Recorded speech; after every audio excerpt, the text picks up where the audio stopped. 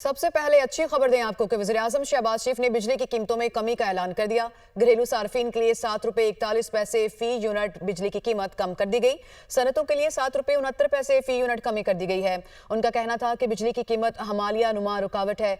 कीमतों में खातिर-ख्वाह कमी करके बरामदात तरक्की नहीं कर सकती। IMF को कायल करना बहुत मुश्किल था। 2024 में जो घरेलू सार्फिन थे उनके लिए बिजली की कीमत 48 रुपये 70 पैसे थी जून 2024 में। मज़ीद 7 रुपये फ़ी यूनिट कमी हम उसका ऐलान कर रहे हैं और ये तमाम सार्फिन को अब बिजली औसतन 34 रुपये 37 फ़ी यूनिट फराहम की जाएगी। सनतों के लिए फ़ी यूनिट बिजली की कीमत 58 रुपये 50 पैसे थी। आज उसमें मज़ीद करेंगे। IMF को कायल करना बजाते ख़ुद एक कार्यदारत था IMF के साथ जो हमने प्रोग्राम तय किया है। ये वो एक अमानत है, कौम की अमानत है। 3,696 अरब रुपए की बचत है। 2,393 अरब इस गर्दिशी कर्जे का भी पक्का बंदोबस्त कर लिया गया है। तो वज़ीर-ए-आज़म शहबाज शरीफ ने बिजली की कीमतों में कमी का ऐलान किया। घरेलू सारिफिन के लिए ₹7.41 फी यूनिट कमी की गई और सनतों के लिए ₹7.69 फी यूनिट की कमी की गई है। इस हवाले से हमारे साथ SM तनवीर ताजिर रहनुमा मौजूद हैं। तनवीर साहब, बहुत शुक्रिया आपने हमें ज्वाइन किया। वज़ीर-ए-आज़म शहबाज शरीफ ने जो आज ऐलान किया है बिजली के हवाले से, कैसे देखते हैं उसको और ख़ास तौर पर सनतों को आपकी नज़र में कितना रिलीफ मिलेगा? आपका बहुत बहुत शुक्रिया मुझे इनवाइट करने का। 7 रुपए और 59 पैसे जो अनाउंस किया गया है, ये माशाल्लाह से बहुत ही हमारी ज्यादा डिमांड थी। टैरिफ B3 जो इंडस्ट्री का टैरिफ है वो 34 रुपए दे रहा है, तो ये 26.5 रुपए बन जाता है। थोड़ी क्लैरिटी नहीं आ रही है जब प्रॉपर नोटिफिकेशन आए, क्योंकि इंडस्ट्री ये कह रही है कि 34 रुपए से बिल कम हो 32 रुपए हो रहा है और फुल एडिशन चार्ज में कहीं कंफ्यूजन है। तो क्लैरिटी नहीं है, मैं एग्जैक्ट आपको फिगर नहीं बता सकता। जब प्राइम मिनिस्टर साहब अनाउंस करते तो जाहिर बात है मोटी फिगर करते हैं, तो डिटेल सामने आनी बहुत जरूरी है। मगर अगर रियल टर्म में 7.5 रुपए हो गया है तो मैं आपको यकीन दिलाता हूँ कि हमारे मुल्क में इंडस्ट्रियलाइजेशन का प्रोसेस बहुत तेजी से शुरू हो जाएगा। इंटरेस्ट भी देखे ना 22 से 12 पे आ गए, इंशाल्लाह अगले 3-4 महीने में सिंगल डिजिट हो जाएगा।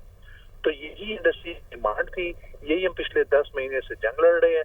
अगर ये काम शुरू हो गया तो फिर हमारी इंडस्ट्री बूम आएगा मुल्क में। ठीक, बूम आएगा मुल्क में। बहुत शुक्रिया SM तनवीर साहब, आप हमारे साथ मौजूद थे। वफाकी वज़ीर तवानाई अवैस लग़ारी का कहना है कि मई के महीने का बिल कीमत में कमी के साथ आएगा। कमर्शियल सार्फिन का जून में 71 रुपये रेट था, अब 62 रुपये 47 पैसे होगा। कमर्शियल सार्फिन के रेट में 12% कमी आई। 2 करोड़ सार्फिन के बिलों में तकरीबन बिजली की कीमतों में 48 से 56% कमी आई। दुनिया न्यूज़ से गुफ्तगू के दौरान उन्होंने मजीद कहा कि घरेलू सार्फिन के 6 मुख्तलिफ स्लैब हैं। इस्लाहात के नतीजे में बिजली का रेट बतदरीज कम होता जाएगा। इंशाल्लाह जो अप्रैल के महीने में बिजली के बिल सार्फिन बिजली इस्तेमाल करेंगे और उनको मई के महीने में जो बिल आएगा वो इस कमी के साथ आएगा। ऐसे तकरीबन 2 करोड़ ऐसे सार्फिन हैं जिनकी बिजली की कीमतों के अंदर तकरीबन 50 से 55% की कमी आई है। यानी हमने जो गरीब तरीन तबका है तकरीबन 2 करोड़ सार्फिन का, उसके अंदर बिजली की कीमत के अंदर 48 से 56% तक की कमी आई है। कमर्शियल सार्फिन का जून में तकरीबन 71 रुपए का रेट था, जो अब बतदरीज कमी होते होते 62 रुपए और 47 पैसे हो गया। यानी तकरीबन 12% कमर्शियल सार्फिन के रेट के अंदर भी कमी आई है। कुछ IPPs के साथ कॉन्ट्रैक्ट्स की रिन्यूअल और रिव्यू अभी भी जारी है। उसके अलावा और भी हमारे रिफॉर्म्स के असरात आएंगे। हम समझते हैं कि अब पाकिस्तान के अंदर बिजली की रेटों के अंदर कमी का सिलसिला इंशाल्लाह, अगर हमने अपनी इस्लाहात के ऊपर साबित कदम रहे और इंशाल्लाह रहेंगे, वो इंशाल्लाह बतदरीज कम होता जाएगा। वज़ीर आला पंजाब का सदर नून लीग नवाज शरीफ, वज़ीर आज़म शहबाज शरीफ और उनकी टीम को बिजली की कीमतों में तारीखी कमी पर खिराज तहसीन। कहा, बिजली के निर्खों में कमी ईद के मौके पर कौम के लिए कीमती तोहफा है। घरेलू सार्फिन के लिए 7.41 रुपए फी यूनिट और सनतों के लिए 7.59 रुपए फी यूनिट कमी महंगाई से सताए अवाम के लिए बहुत बड़ी सहूलत है। वज़ीर आज़म ने बिजली के निर्खों में नुमाया कमी से अवाम दोस्ती, दूरअंदेशी और मुआशी बसीरत का सबूत दिया है। बिजली के निर्खों में कमी मुल्क की मईशत और सनतों के फरोग के लिए भी एक संगे मील साबित होगी। नून लीग दिन रात अवाम को रिलीफ देने और मुल्क को तरक्की की राह पर गामजन करने के लिए सरगर्म अमल है। पाकिस्तान समेत 180 से ज्यादा ममालिक पर जवाबी टैरिफ लगा दिया है। ट्रंप का पाकिस्तान पर 29% जवाबी टैरिफ लगाने का ऐलान। कहा, पाकिस्तान हमसे 58% टैरिफ चार्ज करता है। पाकिस्तान $7 अरब के करीब मसनूआत अमेरिका को बरामद करता है। भारत पर 26, चीन पर 34, यूरोपीय यूनियन पर 20% टैरिफ आयद होगा। सऊदी अरब, कतर और तुर्किया पर 10% टैरिफ आयद होगा। बांग्लादेश पर 37, जापान पर 24, इसराइल पर 17 और बरतानिया पर 10% टैरिफ आयद करने का ऐलान किया गया। गाड़ियों की दरामद पर 25% इजाफी टैक्स का फैसला। तमाम दरामदात पर 10% टैक्स लगेगा। अमेरिकी सदर ने जवाबी टैरिफ के एग्जीक्यूटिव ऑर्डर पर दस्तखत कर दिए हैं। माहिर मईशत डॉक्टर खाकान नजीब साहब कहते हैं कि पाकिस्तान इस वक्त अमेरिका से $5 अरब की एक्सपोर्ट करता है। चीन का टैरिफ 25% ज्यादा है। अब हमें आलमी मार्केट में एक मौका मिल गया है। अब कम कीमत पर चीजें बेच सकते हैं। दुनिया न्यूज से गुफ्तगू में खाकान नजीब का कहना था कि अब हमें टेक्सटाइल बिजनेस को बढ़ाना होगा। ये वो मौका है, हमें इससे फायदा उठाना चाहिए। अब हमें मार्केट कैप्चर करने के चांसेस मिल गए हैं। अब हमें पैदावारी सलाहियत को बढ़ाना होगा। पाकिस्तान इस वक्त $5 अरब के करीब एक्सपोर्ट करता है टू द यूएस और हम $2 अरब की इंपोर्ट करते हैं। इस 5 अरब में से 70% जो इंपोर्ट है, 3.5-4 अरब के करीब, वो टेक्सटाइल सेक्टर से रिलेटेड है। अगर आप पे 29% है और बांग्लादेश पे 8% ज्यादा है और चाइना पे 54% है, तो आपको एक जिसे कहेंगे कंपेटिटिव एडवांटेज या कंपेटिटिव एज मिल जाता है कि आपके पास कम प्राइस पर बेचने के और मार्केट कैप्चर करने के कुछ चांसेस जो हैं वो मिल गए हैं। अगर इन सब चीजों को देखें तो ये वो अगेन टाइम है जहाँ पे अपनी पैदावारी सलाहियत, cost of doing business, textile businesses की प्रोडक्टिविटी, टेक्सटाइल बिजनेसेस को वर्टिकली इंटीग्रेट करना, जिसका मतलब यह है कि पूरी चेन डेवलप करना। तो ये वो मौका है कि उस सारी कैपेबिलिटी, कैपेसिटी को यूज करें। पाकिस्तान और बाकी ममालिक स्ट्रेटेजिकली निगोशिएट आउट करेंगे इन टैरिफ्स को। याद रखिए कि ये कोई हतमी चीज नहीं है। अमेरिका ने दीगर 60 ममालिक पर टैक्स आयद करने समेत पाकिस्तान पर 29% जवाबी महसूलात आयद करने का ऐलान किया है, जबकि अमेरिकी मसनूआत की दरामद पर पाकिस्तान की जानिब से 58% टैक्स आयद है।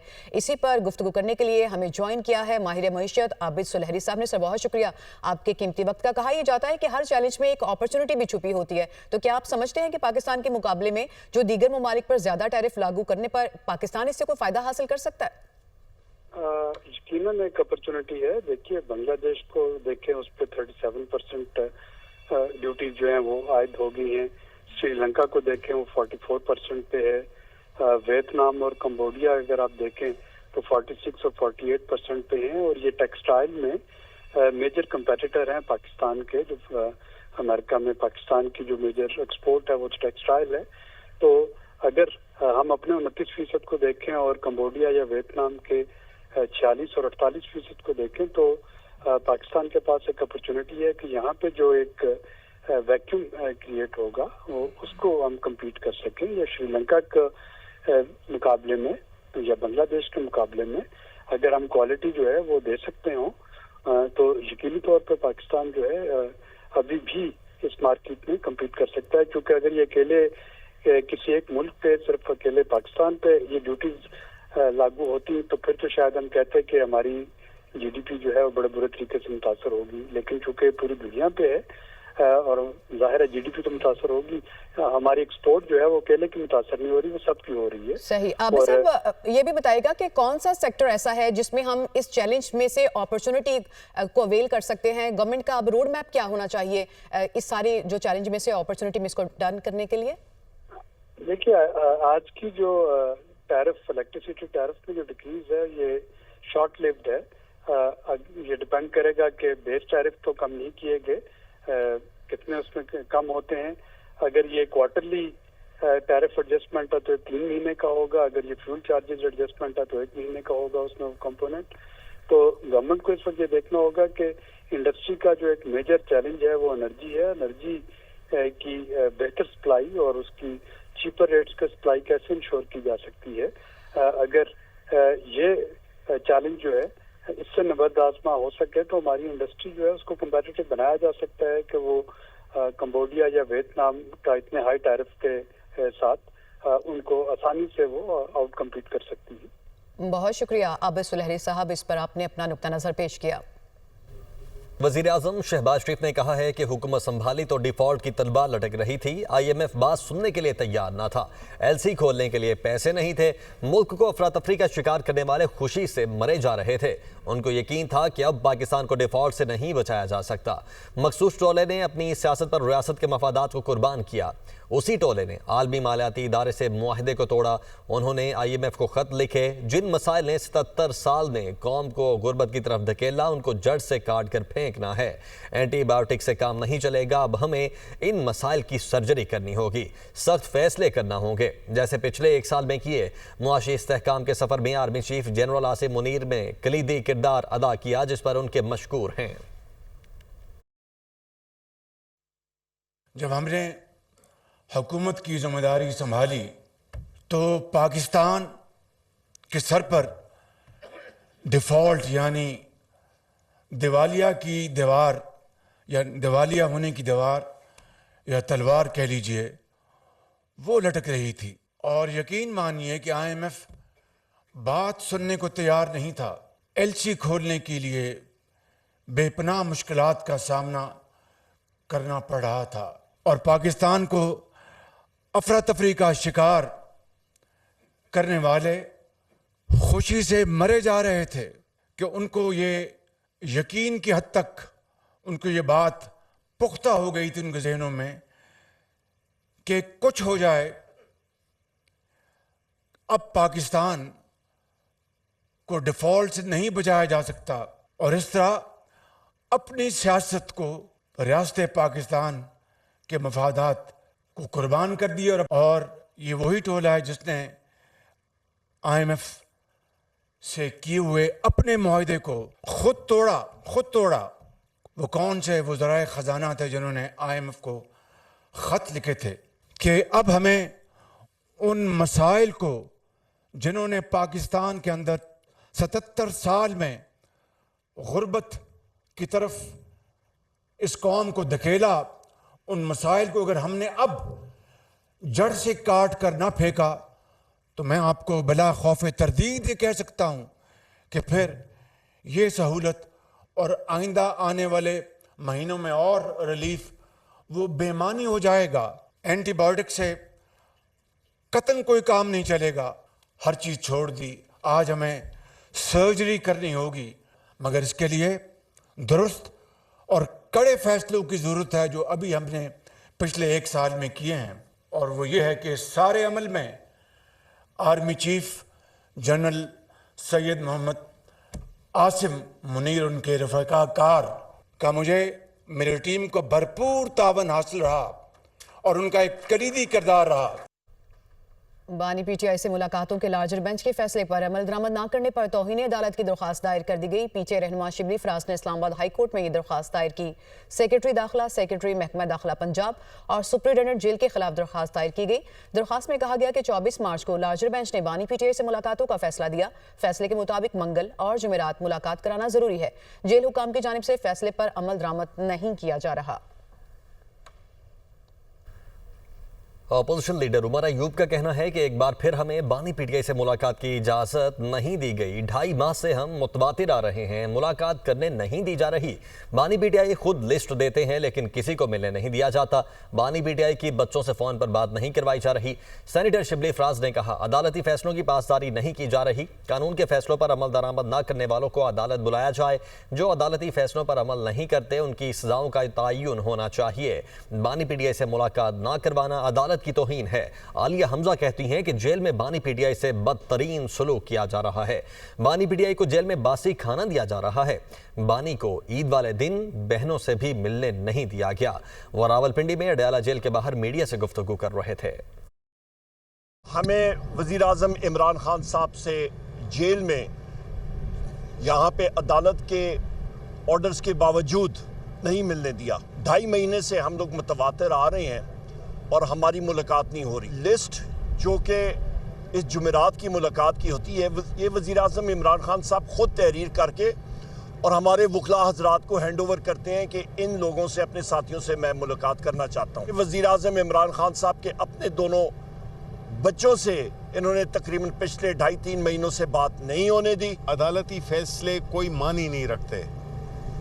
अदालती फैसलों पे अमल दरामद करना ना करना ये मर्जी पे डिपेंड करता है। अगर उस पे अमल दरामद कोई एक शख्स, कोई एक इदारा, कोई चंद अफसरान उस पे अमल दरामद नहीं करते तो उसकी फिर वो सज़ा का भी तयन करें और फौरी करें। हमारे मुलाकात न करवाना अदालत की खुल्लम खुल्ला तौहीन है। नहायत ही अफसोसनाक, क्या शर्मनाक बात है कि मुल्क के मुंतखब वजीर आजम से आप जो बदतरीन क्रिमिनल्स के साथ सलूक भी नहीं होता ना, उससे भी बदतर सलूक किया जा रहा है। हमारे वजीर आजम इमरान खान को आपने उनकी बहनों से नहीं मिलने दिया, उनको और उनकी अहलिया को ईद पर नहीं मिलने दिया। पंजाब में अपनी नौयत का पहला और मुनफरिद सहूलत ऑन दी गो बाजार कायम करने का फैसला वज़ीर आला पंजाब मरियम नवाज शरीफ ने सहूलत ऑन दी गो बाजार प्रोजेक्ट की मंजूरी दे दी है। लाहौर में 14 मकामात पर यह बाजार पायलट प्रोजेक्ट के लिए प्लान तलब किया गया है। मुल्तान रोड, हंजरवाल, मांगा मंडी, रायविंड, जीवन market, Faisal town, moon market और बेदियां रोड शामिल हैं। इसमें ई मिल्लत रोड, गुलशन रावी, शाहदरा, शादमान और सिंहपुरा भी इसमें शामिल हैं और इन सब इलाकों में ये बाजार कायम होंगे। रूट्स के तरफ में यकसा तर्ज के कॉटेज शॉप्स पर अशिया खुरोनोश और अशिया ज़रूरिया दस्तयाब होंगी। सहूलत ऑन दी गो बाजार में साफ सुथरा माहौल और सिक्योरिटी का खास इंतजाम किया जाएगा। वज़ीर आला मरियम नवाज से पंजाब मॉडल बाजार मैनेजमेंट कंपनी के चेयरमैन मोहम्मद अफजल खोखर ने मुलाकात की। पंजाब की हर तहसील में सहूलत ऑन दी गो प्रोजेक्ट शुरू करने पर इत्तेफाक किया। वफाकी वज़ीर सेहत मुस्तफ़ा कमाल ने कहा है कि शोबा सेहत में कोताही बर्दाश्त नहीं की जाएगी। वजारत सेहत का शोबा अल्लाह की मखलूक से मुंसलिक है। लोगों को जब तकलीफ होती है तो वो इदारों की तरफ देखते हैं। हम सब कुछ ठीक नहीं कर सकते, लेकिन जो हो सका वो ज़रूर करेंगे। अवाम की खिदमत को हमेशा मुकद्दम रखा है। मैं अमली इक़दामात पर यकीन रखता हूँ। मेरे लिए वजारत फूलों की सेज नहीं। पिम्स हॉस्पिटल में मनसूबों पर तेज़ी से काम हो रहा है। मुस्तफ़ा कमाल मीडिया से गुफ्तगू कर रहे थे।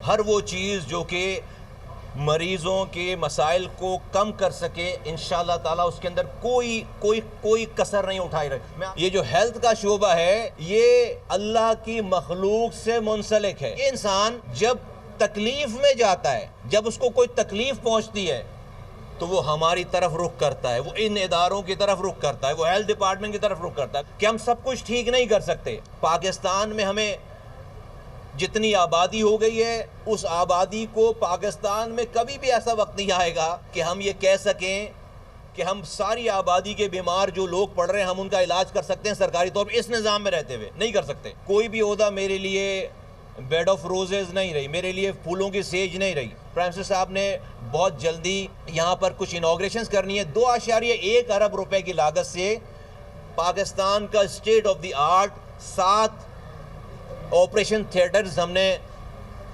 बनाए हैं। यहाँ पर पिम्स हॉस्पिटल ने बनाए हैं।